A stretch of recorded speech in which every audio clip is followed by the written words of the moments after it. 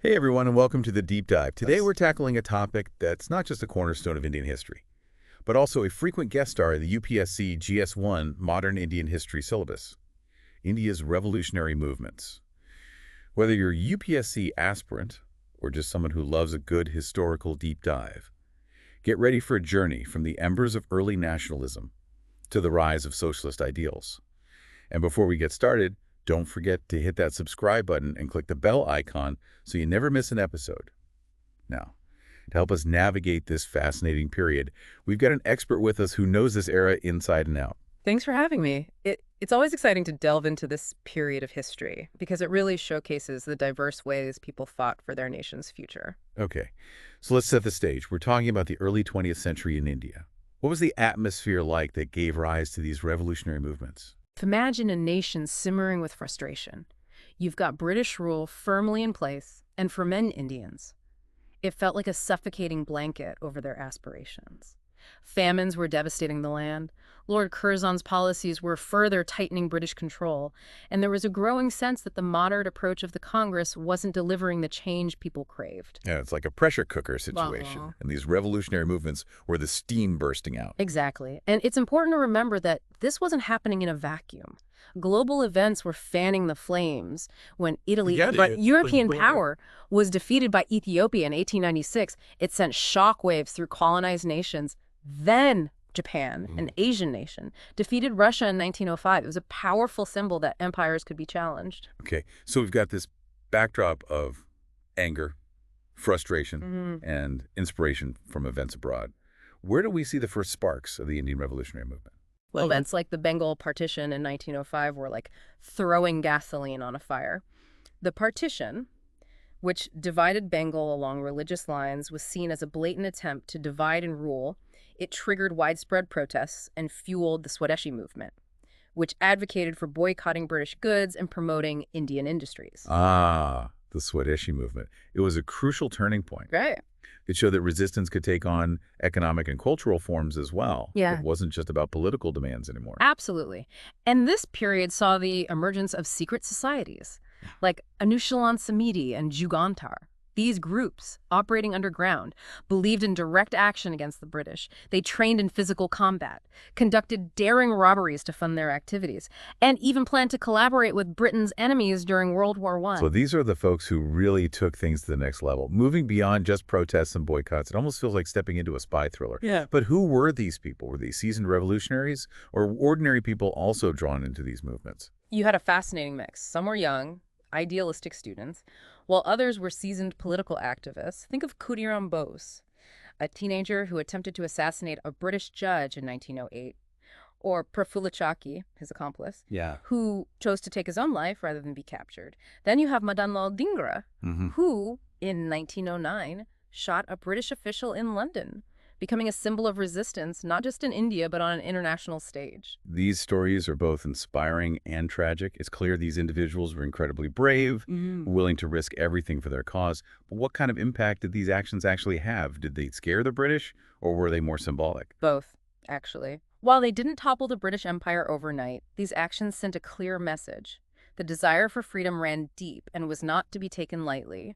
The British were forced to acknowledge the growing discontent and the potential for organized resistance. So, these early revolutionaries were planting the seeds for a larger struggle, showing that the British were not invincible. Now, we know this wasn't just happening within India's borders, right? Tell us about the revolutionary activities that were taking place abroad. That's right. Indian revolutionaries were active across the globe, building networks, seeking support, and spreading their message. Organizations like the Indian Home Rule Society in London and the Govt Party in North America were connecting with the Indian diaspora, mobilizing resources, and advocating for India's independence on an international stage. They were challenging the British Empire not just on its own soil, but also on the world stage. It's fascinating how these movements were transcending geographical boundaries. Yeah. It wasn't just about India. It was about the global fight against colonialism. Exactly. And a pivotal event that highlights this global struggle is the Komagata Maru incident in 1914. The Komagata Maru was a ship carrying hundreds of Indian immigrants hoping to settle in Canada, but they were denied entry due to discriminatory immigration laws. The ship was forced to return to India, And upon arrival in Calcutta, the passengers were met with violence by British authorities, leading to several deaths. Wow, that's a heartbreaking story. It shows how interconnected these struggles were, how Indians were facing discrimination and oppression not just at home, but also within the larger British Empire. It's a stark reminder that the fight for freedom was about so much more than just political independence. It was about dignity, equality, and the right to live a life free from oppression, Yeah. wherever you were in the world. Absolutely. And this global perspective would become even more significant as the revolutionary movement continued to evolve, particularly after the upheaval of World War I. Okay, so World War I, a major turning point, not just for the world, but for India's revolutionary movements as well. I'm already curious to hear how the war changed the game, but we'll have to save that for the next part of our deep dive, so stay tuned. Welcome back to the deep dive. Right. World War I. It shook up the whole world, didn't it? I'm guessing it wasn't just about shifting alliances and battle lines. What was it about the war that specifically impacted these movements in India? Well, for starters, it exposed the vulnerabilities of the British Empire. The war drained Britain's resources and manpower, and the myth of their invincibility began to crumble. This had a psychological impact on colonized populations around the world, including India. So it's like people started thinking, hey, if Britain can be weakened, maybe we have a real shot at freedom. Exactly. And then you have the Russian Revolution of 1917, which sent shockwaves across the globe. Here you had a massive empire being overthrown by a people's movement, and the revolutionaries in India were paying close attention. Okay. I can see how that would be inspiring. It's like a blueprint for revolution. But the Russian Revolution was about communism. Right. Were Indian revolutionaries also drawn to communist ideology? Some were, but it wasn't a wholesale embrace of communism. It was more about the inspiration of seeing an empire crumble and the potential for radical social change. The Russian Revolution showed that a different world was possible. It was like a catalyst for new ideas and strategies. How did these ideas actually manifest within the Indian revolutionary movements? Well, you start to see a shift towards socialist and Marxist ideologies. Revolutionaries began to think beyond just political independence. They started focusing on social and economic justice, on the plight of workers and peasants. So they were realizing that true freedom meant more than just kicking out the British. It was about creating a fairer society for everyone. Precisely. And this shift is really evident in the transformation of the Hindustan Republican Association, or HRA, into the Hindustan Socialist Republican Association, HSRA, in 1928. This new organization, with leaders like Bhagat Singh at the helm, explicitly embraced socialist ideals. Bhagat Singh. He's become an iconic figure, hasn't he? But what were some of the key differences between the HRA and the HSRA? What did this shift towards socialism actually look like in practice? The HSRA went beyond simply seeking an end to British rule. They envisioned a society free from all forms of exploitation, where workers and peasants had control over their lives and resources. They saw the fight for independence as intertwined with the struggle for social and economic justice. That's a pretty radical shift, and I'm guessing their actions reflected this new ideology. Absolutely. The HSRA carried out a series of audacious actions that aimed to challenge not just British rule, but also the socio-economic inequalities within an Indian society. The Kakori train robbery in 1925, where they looted a government treasury to fund their activities, was a bold statement. Then there was the assassination of Saunders in 1928, a British police officer involved in the Laffey charge that led to Lala Lajpat Rai's death. These are events that really capture the imagination, aren't they? It's like something out of a movie. But these were real people risking their lives for a cause they believed in. And perhaps their most daring act was the bombing of the Central Legislative Assembly in Delhi in 1929. Bhagat Singh and Batukeshwar Dutt threw bombs into the assembly, not to kill anyone, but to make a statement against oppressive laws. They then courted arrest, using their trial as a platform to voice their revolutionary ideals. Oh, that's incredibly bold. To use their trial as a platform for their message, that's strategic thinking. But while the HSRA was making waves in North India, what was happening in other parts of the country? Were similar movements gaining momentum elsewhere? Yes.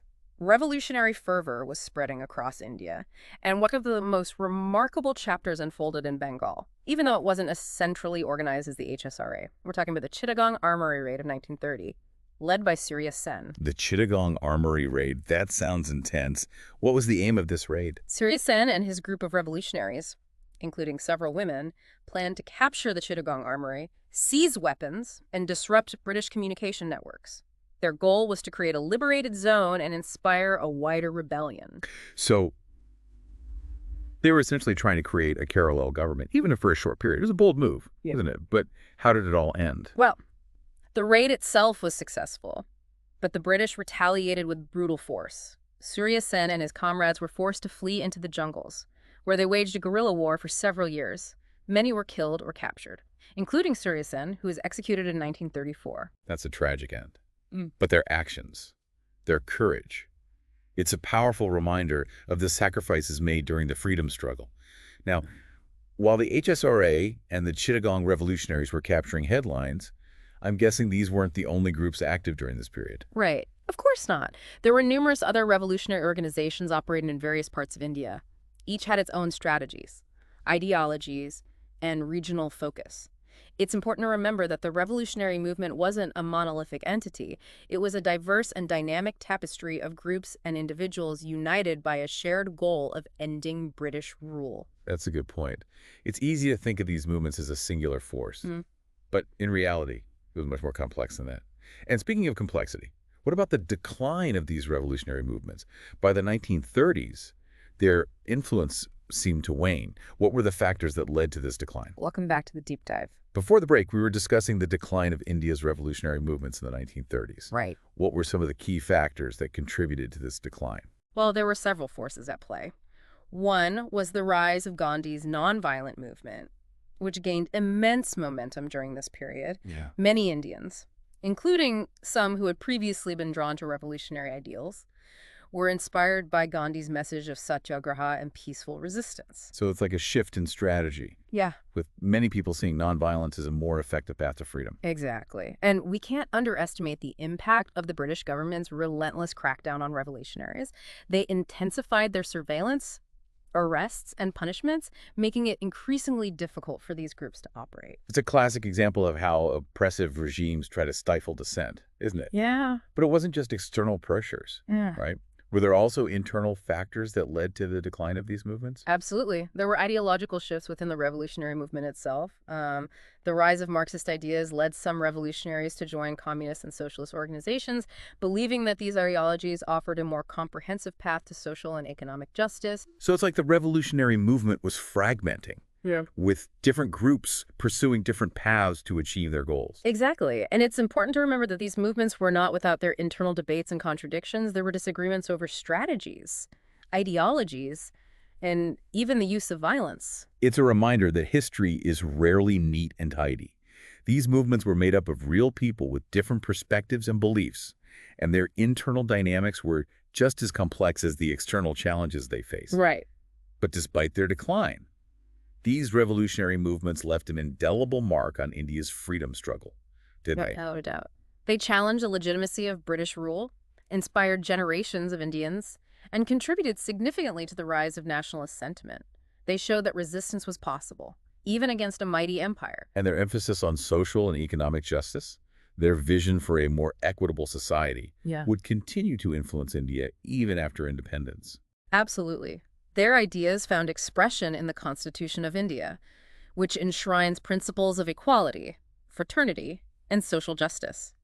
Their legacy lives on in the ongoing struggle for a fairer and more inclusive India. So as we wrap up our deep dive into India's revolutionary movements, what are some key takeaways for our listeners, especially for those preparing for the UPSC exam? Well, first and foremost, it's crucial to understand this chapter in its entirety. Don't just focus on memorizing names and dates.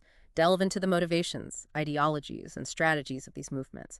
Explore their internal dynamics, their successes, and their failures. It's about understanding the complexities, the nuances, the different threads that make up this fascinating tapestry of history. Exactly. And it's also crucial to connect these movements to the broader historical context. How did they interact with other nationalist movements? How did global events shape their ideologies and actions? And how did their legacy influence post-independence India? These are all important questions to consider. Absolutely. Remember, history is not just about the past. It's about understanding the present and shaping the future. And the stories of these revolutionaries, their struggles, their sacrifices, and their unwavering commitment to a better India continue to hold valuable lessons for us today. Well said.